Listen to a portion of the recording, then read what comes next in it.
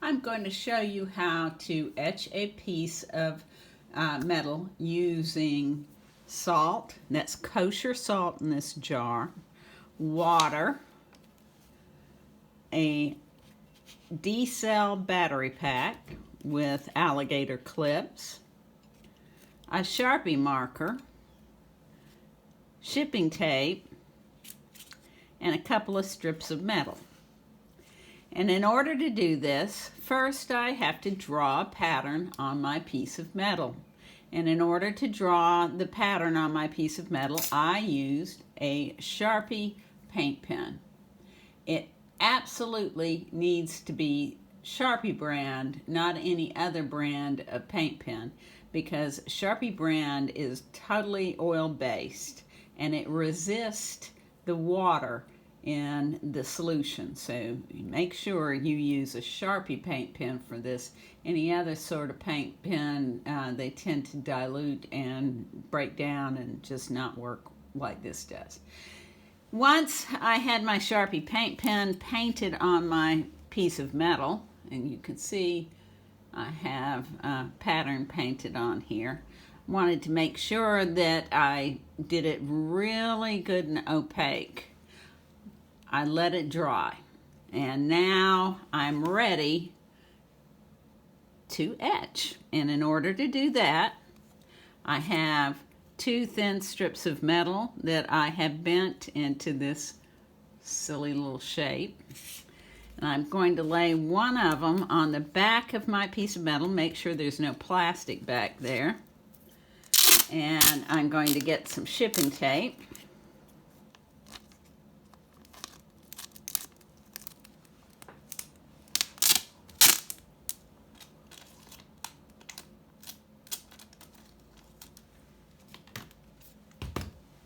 And I'm going to tape that to the back of my piece of metal.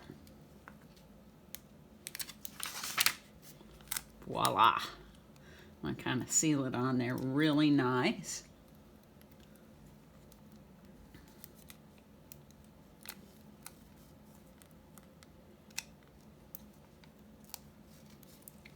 And I'm going to cut off this excess.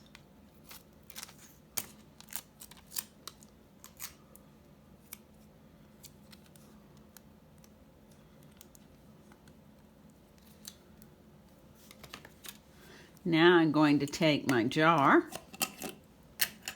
and I'm going to pour water in it. It doesn't need to be any kind of special water, just Columbia tap water. That's what's in this bottle.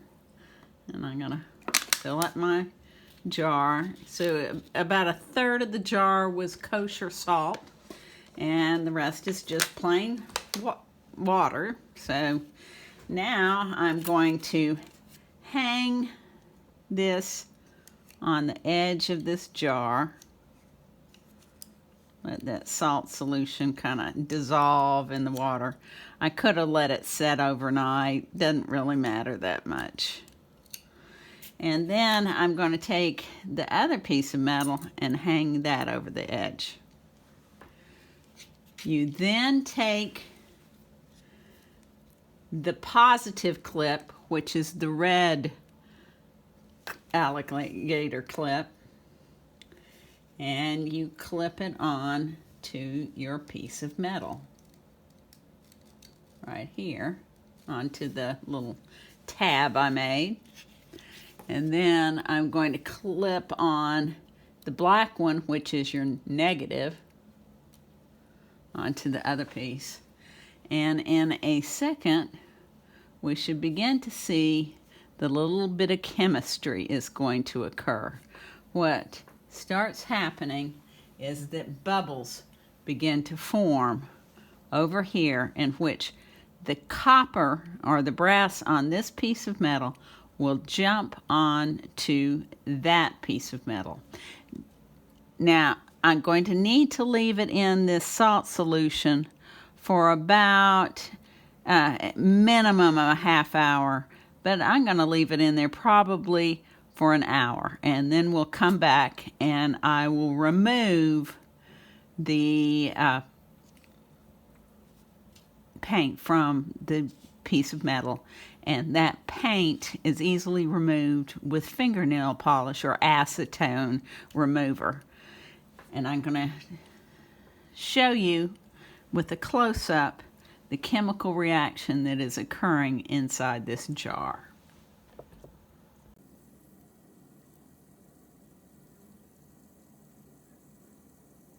You can see there those bubbles just forming. So brass is jumping off the piece of metal on the right and jumping onto the piece of metal on the left.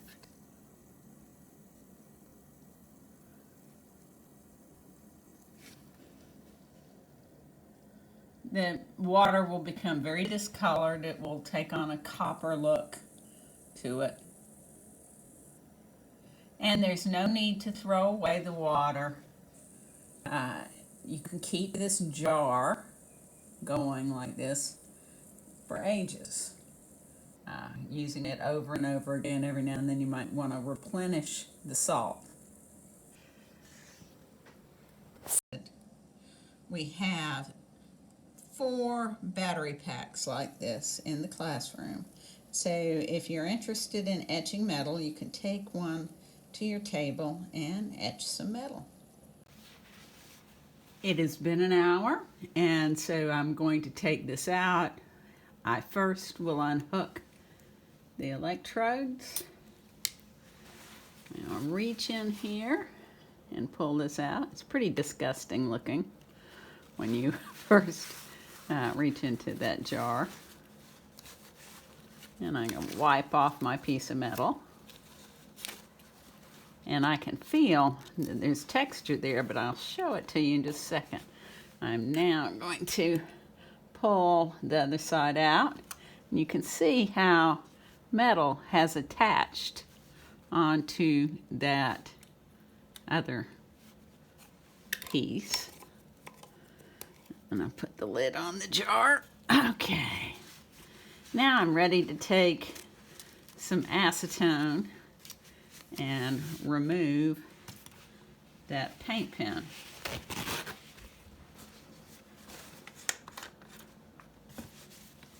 And I'm going to soak this in a little bit of acetone.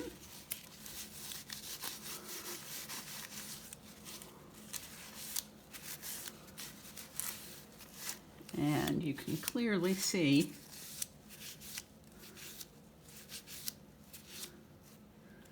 the raised areas are the shiny dots, and the lowered areas are where it's dull. And once I patina that metal, it'll really show up.